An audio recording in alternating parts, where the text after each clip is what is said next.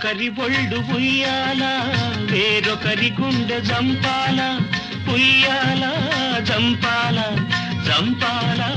ఉయ్యాల ఒకరి ఒళ్ళు ఉయ్యాల